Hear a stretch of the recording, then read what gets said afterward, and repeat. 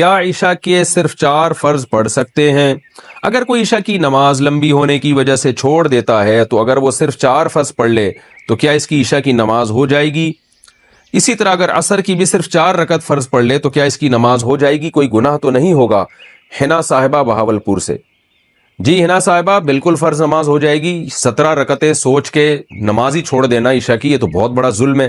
تو 4 فرض یہ بہت زیادہ ضروری ہیں۔ اگر کوئی سنتیں نہیں پڑھ رہا، صرف 4 فرض پڑھ لیتا ہے تو فرض تو ذمے سے ساقط ہو گئے نا، ورنہ فرض چھوڑنا تو کبیرہ، بہت بڑا گناہ ہے اسلام میں۔ تو کسی بھی طرح ہو فرض بہرحال پڑھیں۔ باقی عشاء کے بعد 2 سنتیں مؤکدہ ہیں تو وہ بھی پڑھ لیں، کیا جا رہا ہے اس میں، وہ بھی مؤکدہ ہیں۔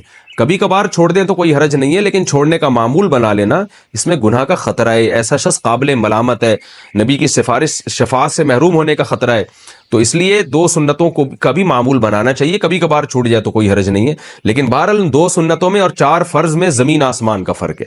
2 سنتوں کے چکر میں 4 فرض کبھی بھی نہ چھوڑیں۔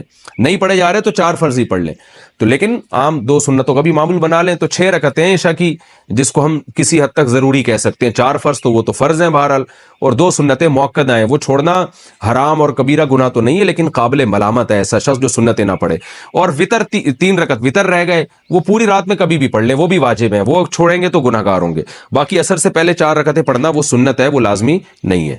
ظہر، عصر اور عشاء کی 4 سنتوں کی فضیلت۔ ظہر، عصر اور عشاء سے پہلے 4 رکعت سنت پڑھنے کی کیا فضیلت ہے؟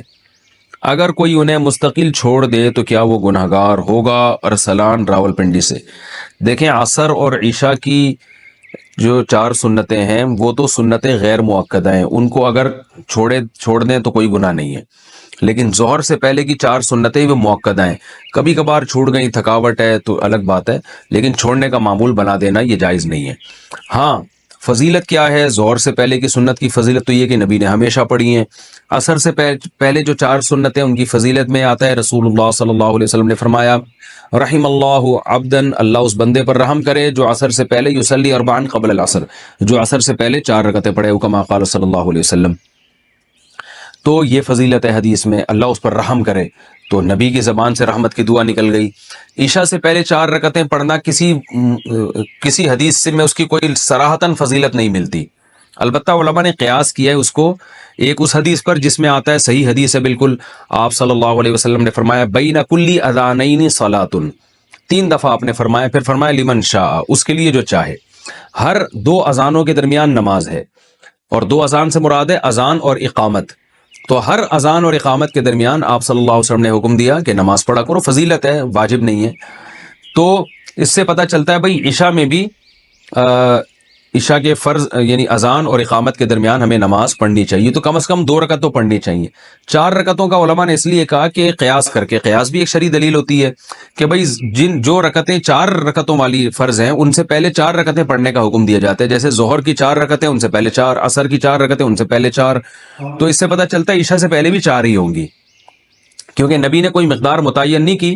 لیکن ہم ظہر اور عصر پہ اگر قیاس کرتے تو اس سے یعنی استیناس کیا جا سکتا ہے کہ جب ظہر اور عصر سے پہلے 4 ہیں تو عشاء سے پہلے بھی 4 ہوں گی، کیونکہ فجر سے پہلے 2 ہیں، کیونکہ فجر کے فرض 2 ہیں۔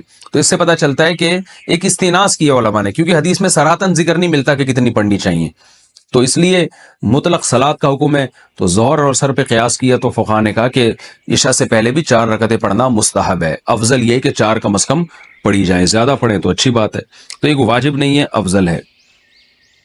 کیا نماز عشاء تاخیر سے پڑھنا مستحب ہے؟ بنت عبداللہ کشمیر سے۔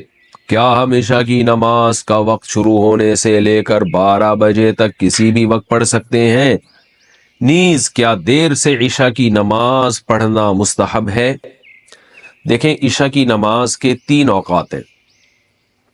ایک ہے 1 تہائی رات، یعنی آپ یہ دیکھیں نقشے میں کہ عشاء کا ٹائم کس وقت شروع ہو رہا ہے اور صبح صادق کا ٹائم کس وقت شروع ہو رہا ہے۔ مثال کے طور پر آپ کے علاقے میں عشاء کا ٹائم شروع ہو رہا ہے 8:30 بجے رات کو، اور فجر کا ٹائم شروع ہو رہا ہے فار ایگزامپل 4:30 بجے، تو اب آپ گنے 8:30، 9:30، 10:30، 11:30، 12:30، 1:30، 2:30، 3:30، 4:30، تو یہ ٹوٹل 8 گھنٹے ہو گئے۔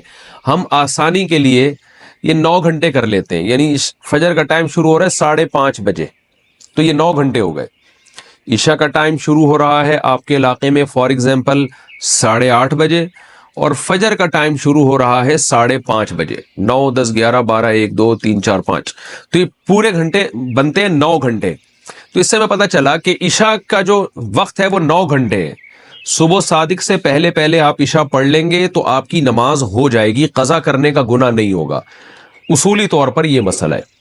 البتہ عشاء کے ٹائم کو 3 حصوں میں ہمیں ڈیوائیڈ کرنا چاہیے۔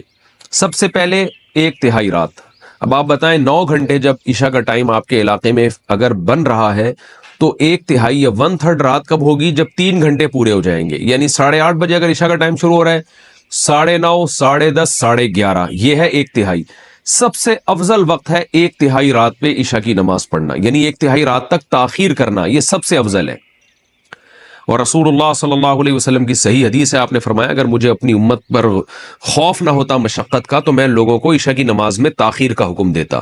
تو مشقت کا خوف تھا اس لیے آپ نے اس کو واجب نہیں قرار دیا، لیکن افضل بہرحال یہی ہے کہ عشاء کی نماز اگر 9 گھنٹے کی رات ہے اور 8:30 بجے ٹائم شروع ہو رہا ہے تو 11:30 بجے پڑھی جائے، یہ سب سے افضل وقت۔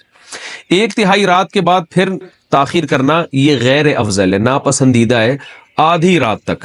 اب آدھی رات کب ہوگی؟ جیسے 8:30 بجے عشاء شروع ہو رہی ہے اور 9 گھنٹے کا ہے تو یہ 4.5 گھنٹے میں آدھی رات ہو جائے گی، یعنی 8:30 9:30 10:30 11:30 12:30 1 بجے تک بھی آپ عشاء کی نماز پڑھ سکتے ہیں۔